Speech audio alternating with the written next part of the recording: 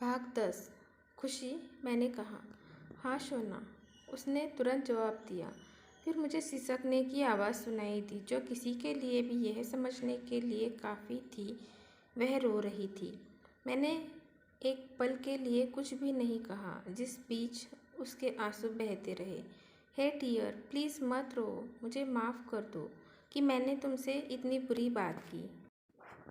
वह ज़ोर ज़ोर से सिसकने लगी और मैं उस लड़की के लिए शर्मिंदा महसूस करने लगा, जो मेरा हाथ थामकर बारिश में डांस करना चाहती थी। मुझे ऐसा महसूस हुआ जैसे मुझसे बड़ा पाप हो गया हो कि मैंने धरती की सबसे प्यारी लड़की को रुला दिया, उस लड़की को जो बस मेरे ही लिए बनी है। ऐसा कैसे कर पाया? मैंने सामने की दीवार पर जोर से मारा। लाइन में खड़े लोग मुझे देखने लगे। मैं उस सड़क की ओर चल पड़ा जहाँ रोशनी नहीं थी। मुझे माफ़ कर दो खुशी, सॉरी, मैंने बेवकूफ़ी के कारण। तुम रो मत, खामोशी मुझसे बात करो डियर, कुछ तो कहो, मुझे जो चाहे सज़ा दो, लेकिन भगवान के लिए मुझसे बात करो, कहकर मैं भी रोने लगा। कुछ देर बाद वह किसी तरह कह पाई, शोना, तुम अभी तो मुझे अपने घर भी नहीं ले गए और तुम मुझे वापस भेजने की बात कर रहे हो। उसके इस मासूम सवाल ने मुझे खामोश कर दिया। वह रो रही थी, मैं रो रहा था और हमारे साथ आसमान भी रो रहा था। तेज बारिश होने लगी। तुम्हें तो कहने में बस 1 सेकंड लगा, लेकिन मैं तो एक लड़की हूँ। मैं अपने मम्मी पापा, अपने भाई बहनों को छोड़ रही हूँ, जिसके साथ मैंने अब तक का अपना जीवन जिया है। अपने घर को, जिसकी बहुत सारी यादें हैं, सिर्फ तुम्हारी होने के लिए। और तुमने कहा कि तुम मुझे छोड़ दोगे? मैं पागल हूँ, गंदा हूँ। सड़क के किनारे एक पेड़ पर हाथ मारते हुए बारिश में ज़ोर ज़ोर से रोता हुआ मैं चिल्लाया। मुझे इसकी वजह परवाह नहीं थी कि मुझे कोई देख लेगा। तेज आवाज़ के साथ बारिश हो रही थी और मैं पोल को ज़ोर ज़ोर से मार रहा था और रो रहा था। मुझे ज़रूर कुछ हो गया है। मैं इस तरह से तो कभी नहीं रोया। और शायद यह लड़कियों का स्वभाव होता है कि वे औरों को रोने से रोकती हैं। तो उसने वह किया जो मुझे उसके लिए करना चाहिए था। उसने पहले मेरे आंसू पोंछे। शोना, शोना, मुझे तुम्हारे रोने की आवाज़ सुनाई दे रही है। प्लीज़ मत रो, प्लीज़, देखो मैं तुमसे बात कर रही हूँ और चाहे कुछ भी हो, मैं तुम्हारी हूँ, सिर्फ तुम्हारी, और मैं अब भी तुम्हारे साथ हूँ। अगर तुम मुझे खुश देखना चाहते हो तो प्लीज़ मत रो डियर। टूटा हुआ दिल उसको दिलासा दे रहा था जिसने उसे तोड़ा था। कुछ देर बाद उसने मुझे हंसाया भी। फिर मैंने कहा, मुझे माफ़ कर दो और मैं शर्मिंदा हूँ क्योंकि मैंने तुम्हारा दिल दुखाया।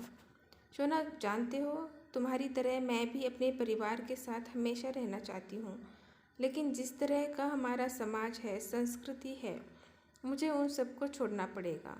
और मैं ऐसा करूँगी क्योंकि मैं तुमसे प्यार करती हूँ और वह आदमी जिसे मैं सबसे अधिक पाना चाहती हूँ, जो मेरा ध्यान रखे, वह तुम हो। मैं जानता हूँ डियर, मैं यह बात अच्छी तरह जानता हूँ। मुझे पता नहीं कैसे मैं ऐसी बात कह गया। मैंने दिल से ऐसा महसूस किया नहीं था। तुम्हारा पूरा हक है मुझे सज़ा देने का। सज़ा? उसने प्यारी आवाज़ में पूछा। हाँ, वह कुछ भी हो सकता है, मैंने कहा। तुम कहाँ हो? उसने पूछा और मुझे महसूस हुआ कि उसकी आवाज़ बेहतर हो रही है। मैं एटीएम से पैसे निकालने आया था।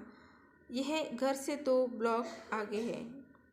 क्या एटीएम पर और लोग हैं? हाँ, यहाँ लंबी लाइन लगी है। तुम लाइन में लग जाओ। क्या? तुम जाओ वहाँ। यह तुम्हारी सज़ा का हिस्सा है। ठीक है, मैंने कहा और वापस चला गया। हाँ, मैं वहाँ आ गया। ओके, अब मुझे 5 किस दो।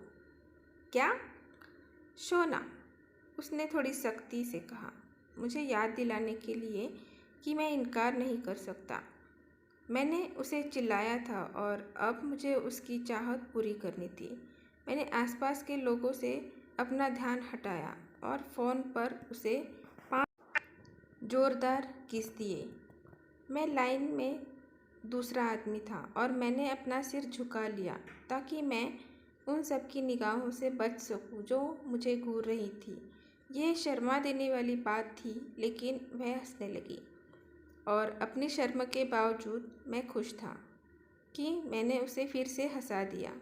साथ ही मैं एक लड़की की हालत को समझ सकता था। उसे अपने सपनों के आदमी के लिए जिस तरह की कुर्बानियाँ देनी पड़ती हैं, उस आदमी और उसके परिवार को अपनाने के लिए वह अपने जीवन में हासिल सारी चीज़ों को छोड़ देती है। मैंने अपने आप से पूछा कि अगर मुझे अपने परिवार को उसके लिए छोड़ना पड़ा होता तो कैसा महसूस होता? क्या मैं अपने परिवार को छोड़ने के बारे में सोच भी सकता हूँ? लड़कियाँ किस तरह ऐसा कर पाती हैं और सबसे बढ़कर केवल उनको ही ऐसा क्यों करना पड़ता है? मेरे पास इसका कोई जवाब नहीं था। समय के साथ खुशी ने मुझे इस तरह के कई पाठ पढ़ाए। धीरे धीरे वह मुझे और मेरी सोच को बदल रही थी। उस शाम मैंने पैसे नहीं निकाले क्योंकि अगले ही पल मैंने देखा कि मुझसे ठीक आगे मेरा एक पड़ोसी लाइन में खड़ा था। उसके चेहरे से साफ था कि उसने मुझे फ़ोन पर किस करते हुए पकड़ लिया था। आधी रात है, अगस्त का आखिरी शनिवार। मैं फिल्म देखकर घर लौटा। दोपहर से खुशी और मेरी लड़ाई हुई थी। इसकी वजह से हमारी बात बंद थी और मैं यह सहन नहीं कर सकता था कि मेरी उसे बात नहीं हो रही है। इसलिए मैं ये सोचकर सिनेमा देखने चला गया कि इससे मुझे अच्छा लगेगा, लेकिन ऐसा नहीं हुआ। जब और सहन नहीं कर पाया तो मैंने उसे आधी रात में फ़ोन किया। उसने हंसते हुए फ़ोन उठाया। तब मुझे समझ में आया कि मैंने जो कड़ी बातें कही थी उसके ऊपर कायम नहीं रह पाया। मैंने कहा था कि अपनी तरफ से उससे बात शुरू नहीं करूँगा। कुछ ही देर मैं भी उसके साथ हंसने लगा। हम अब लड़ नहीं रहे थे।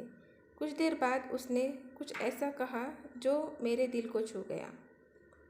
अगला भाग देखने के लिए मेरे चैनल को सब्सक्राइब करें। धन्यवाद।